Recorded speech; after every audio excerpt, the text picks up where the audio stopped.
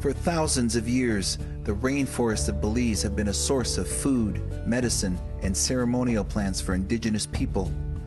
Art has traveled west from Belize City to Tana, a small village in the Maya Mountains, to find out how the local people continue to live a sustainable way of life rooted in land, traditions, and history of their Mayan ancestors. Paulina Garcia's family has lived in the Cayo district of Belize for countless generations. Her 5 daughters are known as the Garcia Sisters, and they operate a recreation and education resort that offers accommodations, traditional meals, an art gallery, and guided walks along the Maya Medicine Trail. Their farm borders a preserve that was established to protect the natural resources of the community. After being welcomed to the family farm by Paulina, Art is given an introduction to the medicinal uses of plants found in the nearby jungle. So what do we have here, Maria? We have what we call holy red, and in Maya we call it shkanan. The leaf name is shkanan. We use it for different purposes, like for cuts. You can squash this with the metate. I have a little boo-boo blister on my toe. I can use this? Yes, you can. So grind it good. The liquid, you can use it up there. Okay, Maria, is that? Yes. It's ready to use? Yes. Down in here, I have a little blister. And there's all kinds of rules to follow of respect. You just can't take food. You have, like, for example, make your offering, your prayer, you look at the moon, and then you go. And you do it, with respect, with reverence. We have the kopal up here. This is a very sacred incense that, our ancestors or great-great-grandfathers have been using. Thousands of years they've been smudging and using this in ceremony. And it's similar to home. We give thanks to the plant that we're not going to toy with it, that we're going to be using it for a good purpose. We ask the spirit of the plant to give us their leaves, their spirits, their guardians, so that through them the sick person will get healed. It's Mother Nature who grant us with everything that we have, with the plants, with the air, with the with the rain, with the sun, with the moon. Everything is combined. We just can't separate one thing from the other.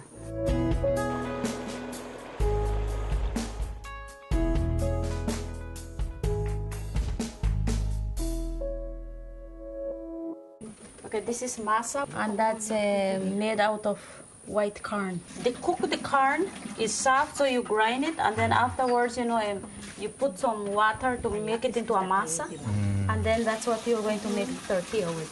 Okay, this one's ready for the grill? No, you have to flat more. Flat more. So this is what they mean by the slow food. Oh my goodness. We better start over. We do it with the plantain leaves. And when we are, training anybody to learn how to do our Mayan tortillas, corn tortillas, then we give them the plastic so that it will be more easy for them. Easy to take off. When they already know, then they can use the plantain leaves. So it's right from your garden, this corn? Yes, So working right close with nature, the garden stuff and the natural stuff right in the land surrounding your home. You use everything. Yes, because we believe, that what you give your body is, a medicine. So we could see hers is so beautiful and round and flat. This is Canadian style. Okay.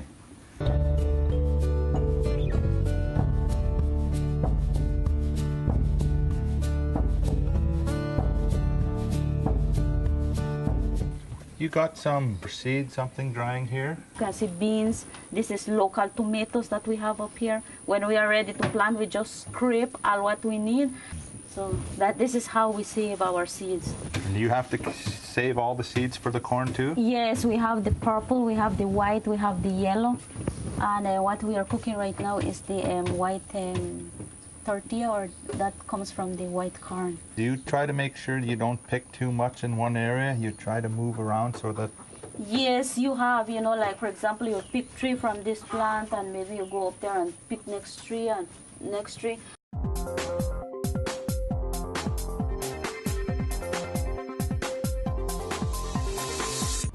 Belize has been home to the Mayan people for thousands of years.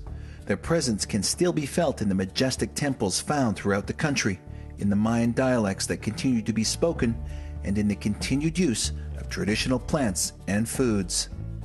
So this walking softly on Mother Earth and giving back to the earth, how can that traditional philosophy help the state of the world and the way things are nowadays? We have to have more reverence. I think Mother Nature is telling us, you know, is reminding us constantly, you know, that we have to offer, that we have to be more connected.